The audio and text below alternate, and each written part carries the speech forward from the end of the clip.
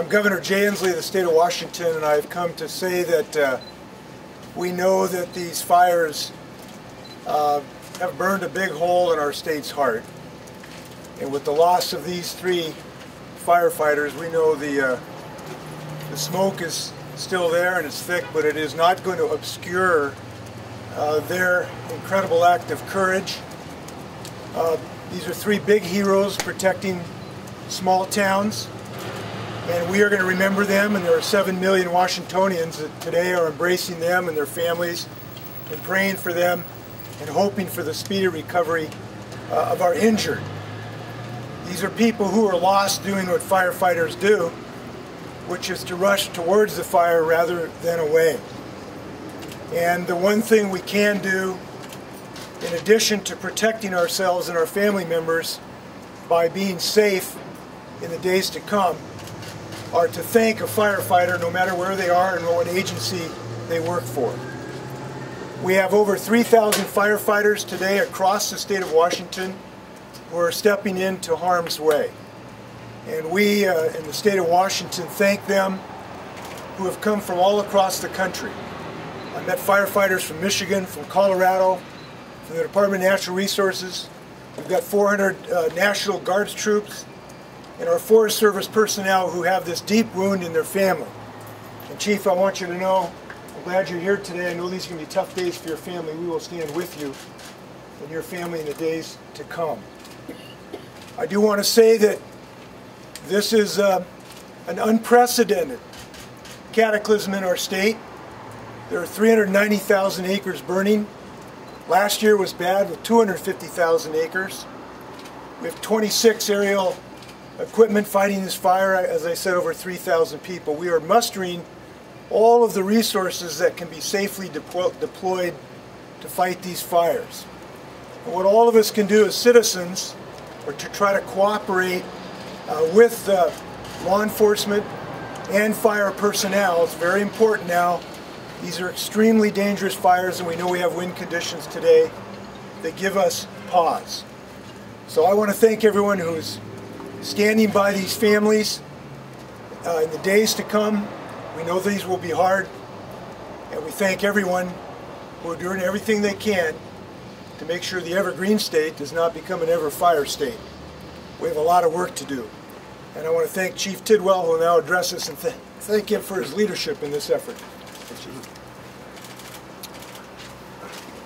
Well, Governor, thank you. I'm Tom Tidwell, Chief of the U.S. Forest Service, and I'm here today with Jim Pena, our Regional Forester for Oregon and Washington. We have over 100 uncontained large fires across 15 states, 26,000 people out there working.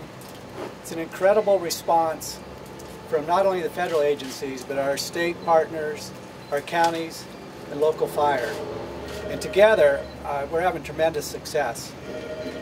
In addition to that, we keep the adequate resources available for initial attack to make sure we're doing everything we can to avoid another large fire.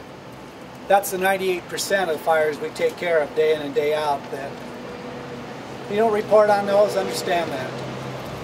But it's important for folks to really know the work that's going on.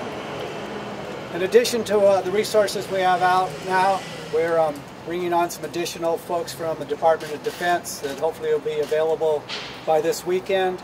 We're also reaching out to our partners in Canada and bringing some overhead positions in from Australia that we've worked with in the past to provide relief for the crews that we have out there right now. And as was demonstrated earlier from the report on these fires here, the teams are doing an excellent job to prioritize where we can be effective with resources, sharing those resources, especially our aviation assets that we have available here, the large air tankers, the water scoopers, especially our large helicopters. I appreciate the Governor's remarks about our lost firefighters. And definitely our thoughts and prayers are with their families, with their friends as we move forward, and also for both the DNR employees that were injured and along with our Forest Service employee that's currently fighting for his life. So I know you have a lot of questions about that.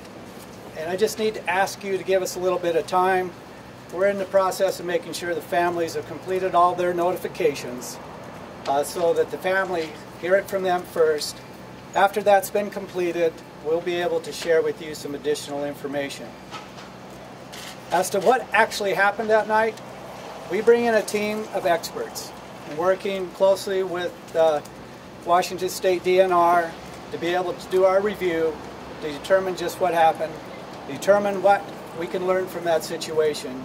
But once again, this is going to take a little while to be able to pull this information together.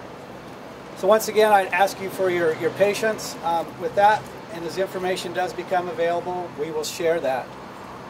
That being said, we also need to be thinking about these communities at risk and these tens of thousands of folks that are putting their lives at risk every day, these men and women. They're doing a tremendous job, not only for Washington, but throughout the country. And with that, thank you, and I appreciate you folks being here today.